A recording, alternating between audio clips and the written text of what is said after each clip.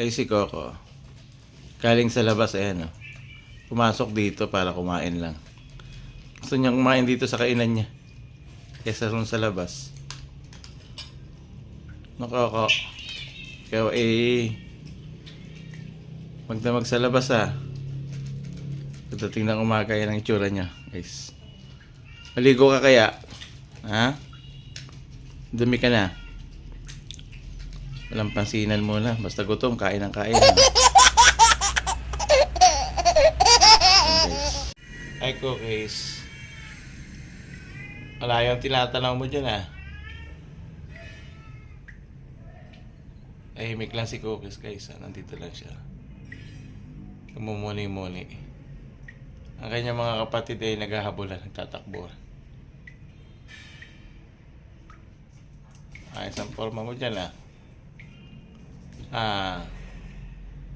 Ang bait naman yan. Wow!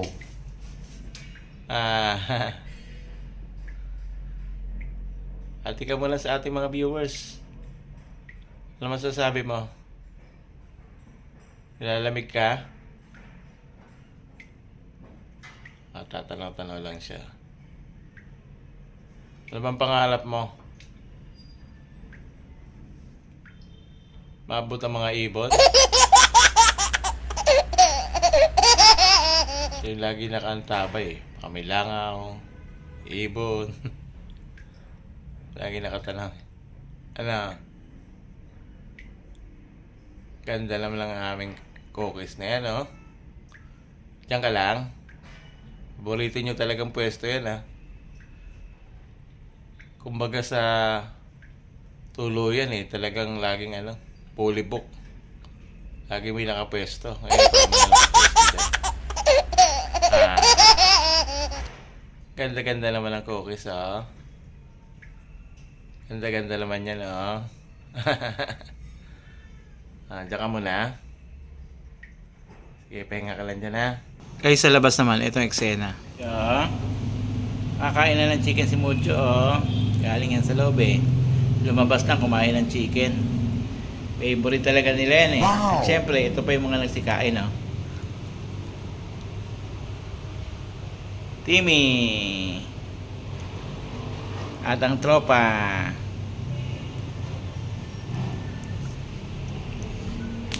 Kit-kit. Bishop. Nabusog kayo sa chicken, ah. Ano? Ganda ng forma nyo dyan, ah. Tahimik ang ating family cats, ah. Walibasa, nabusog sa chicken. Guys, maya-maya yan. Aantokin na yan. Makaraan lang ilang minuto. Yung may itsura nila. Tulog na. Pabusog talaga, eh. Natutulog talaga sila, eh. Kit-kit. Si Tim. Saka si Bishop, oh. Enjoy. Wow! Siyempre. Oh, nagising. Tulog na. Asensya na, nabala sa pag-video. Tulog na si Mucho. Hindi patuloy. Ano, ayaw mo dun sa pwesto mo? Huwag matulog, huwag ka dyan sa simento. Lamig. Dami pating langgam dyan, oh. Huwag sa pwesto mo.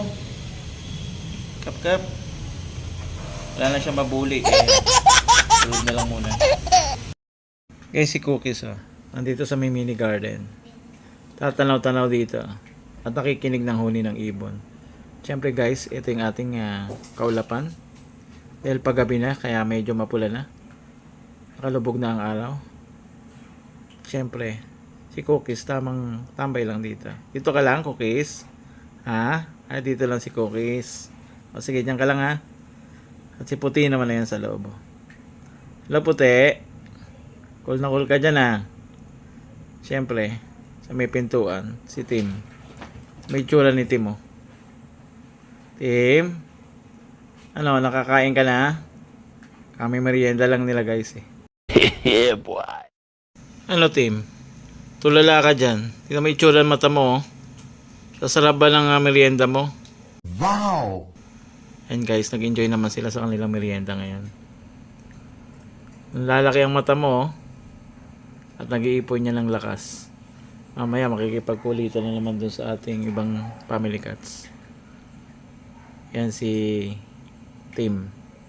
Siyempre, ito si Bishop. Si Bishop medyo mahaba pa yung leg eh, pero naka-recover na siya. Pakakainin natin ng maraming pagkain at naway lagi makainom ng vitamins to. Kasi ito yung laging nagtatago pag iinom na ng vitamins eh. Pero guys, may maging maayos na yung kanyang kalusugan. Ganun din tayo guys, naway yung ating kalusugan. Ingatan din po natin at bantayan po natin yung ating mga kinakain sa araw-araw na alam naman natin na malaki epekto sa ating pangangatawan. At sa mga kailangan naman ng hustong timbang, kain lang kayo ng maayos at yung mabuti sa ating kalusugan. SP, katutulog mo lang, kumain ka lang. Gusto mo matulog na ulit?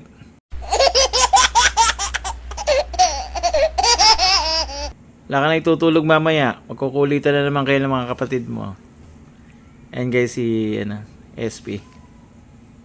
Ang lagi binubuli ni Kap. Kaya kapag nasa labas ako, okay lang siya nandyan. Pala sila ni Cookies yung mga babae. Kaya madalas nandun sila sa loob. Siyempre, si Nilo. Yung kanyang laging kasama noon. Laging kalaro, laging kadikit, pero ngayon hindi na. Simula nung nagkasakit si Bishop, nakita kasing itsura niya eh. Tapos yung madumi pa naman yung kanyang muka. Kasi gawa nga ng laway niya tsaka iniinom niya mga pinapainom natin na tumatapon. Kaya ayun. Natakot siya nung nakita niya nagtatakbo eh. Kaya si Bishop lagi rin niya nasa loob, kadikit ng kanyang mami. Naisipang lumidi sa mami niya. Kasi maraming gatas yung mami niya eh. Pero himala Nuntahan siya ni Bishop Bishop namimiss mo na si Nilo? Guys, dito naman sa loob, si Coco papunta na naman sa may pintuan. Coco? Tinitingnan lang siya ni Mami Cupcake. Babe lang to si Mami Cupcake eh. Hello, buntis. At sa may labas, ayan. Nagpunta si Coco dito, tatanaw-tanaw. Ano tinatanaw mo dyan? Lilinga-linga kasi nasa baba yung mga little kittens eh. Ayan guys, mukhang bababae niya. Ayan guys, yung ating paligid ngayon, padilim na. Siyempre, nandito rin si Mami Cupcake. Ito yung kanila talagang relaxing place eh. Tamang tambayan talaga nila eh. Yan si Coco guys, papasok na. Pinunta naman siya ni Mami Cupcake. Napagalitan niya lagi si Coco eh. Kasi minsan binubuli yung mga maliliit na kittens eh.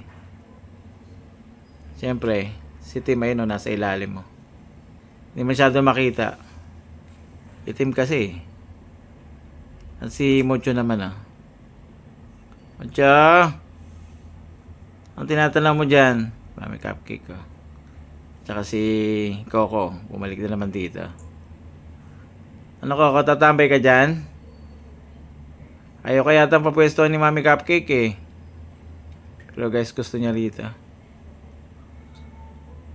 Dyan ka lang? Sige, tanaw-tanaw ka lang dyan. Ayan guys, pati si Nilo nandito rin pala. Ayan, umakyat na si Coco. Paborito talaga niya yung pwesto na yan eh. Isa yan sa lagi niyang ginagawa. Pero guys, ito paggabi na. Ayan guys, yung ating paligid. Kahit naman tao talaga mag-i-enjoy din tumambay dito eh. Lalo na pag gantong oras.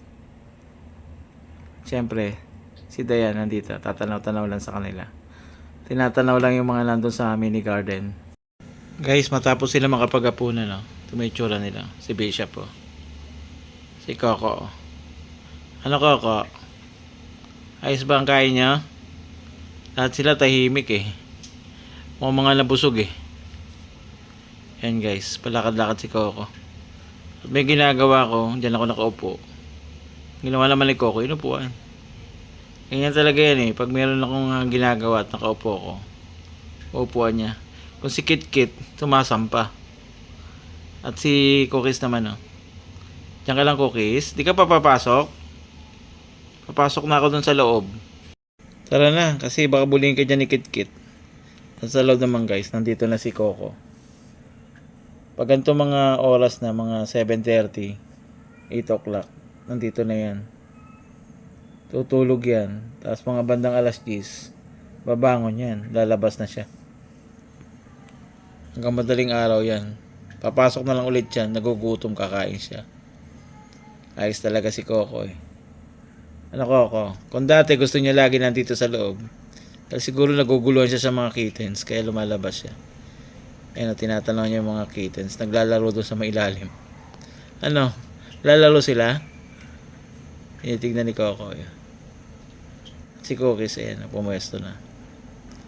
Ang ating behave na family cats. Guys, si Bishop at saka si SP, sila yung narito ang dalawa. Katabi. Dati ang katabi niyan lagi ni Mucho, si Nilo. Sila talaga yung close kahit sa paglalaro, pagtulog, magkasama. Halos hindi naghihiwalay. Ngayon si SP na. Alam niyo bakit nangyari yun? Kasi na nagkasakit si Bishop. Nandun sa may gilid dun sa may divider dun sa may patungan ng nilulutuan namin.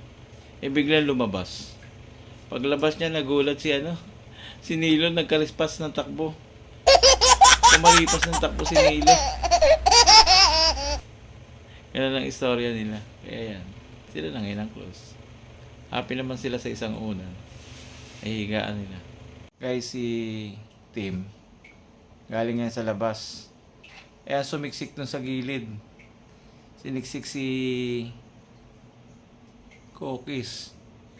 Magkatabi si Cookies tsaka si mami niya. Kanina, nagagalit din si Cookies kay mami niya. Sabi ko, pinagalitan ko. Sabi ko, di mo ba alam ikaw ang pinakamahirap niyang pinanganak? Dahil una kang lumabas sa puwerta ng mama mo.